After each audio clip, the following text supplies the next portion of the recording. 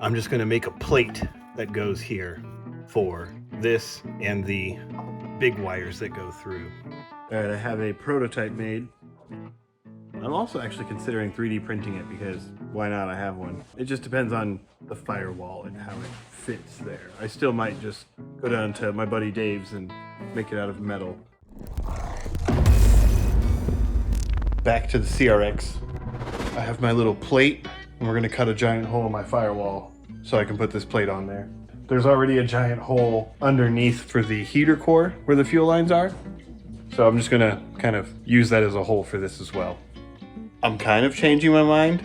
So I think what I'm gonna do is take off the brake lines and just figure out exactly where I want these wires to go for the harness. Because the more I look at it, it's just closer to the exhaust, which I can make a heat shield for it, no big deal there. I also hate where these brake lines are, so they're gonna get changed anyways.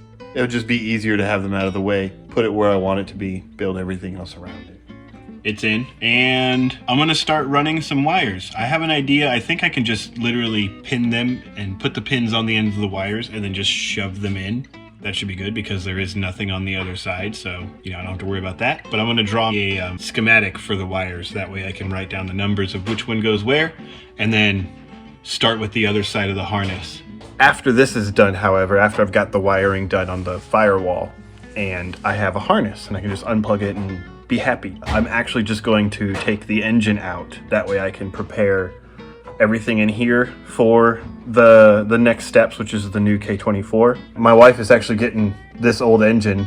She's got her channel, Miss VTech, so go check that out. I'm gonna get to wiring. I'm gonna try one first and then kind of see if my idea works and then put everything back together and start going. Good news, everyone. My idea works. So I cut that, it slides in, it's right there, and carry on. I've got like somewhere around 50 something more wires to do. Process is working. I'm kind of just keeping it even as it goes over the top. And then I'm gonna work my way down from there. And I have my little diagram that I'm making here. We're about halfway there. I haven't skipped a number yet.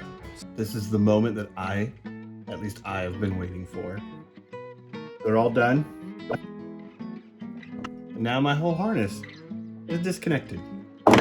It's all done. It can be plugged in. It can work. So the next thing I gotta do is take the engine out. But first, I get to use something in my garage that I wanted in my garage way before I had the shop. And then now I have lifts and I don't want to set my shop. I brought the quick jacks home. I'm gonna throw the quick jacks underneath the car. That way I got room. See how quick jacks are in my garage because I don't have much headroom. Well, I got everything disconnected up here before I picked the car up, which is kind of funny to say because there's the intake tube, the shifter cables, the clutch slave, which just took it off. The header's unbolted, but I'm gonna take off the rest of it from underneath. And that's pretty much it, except for the mounts and the axles.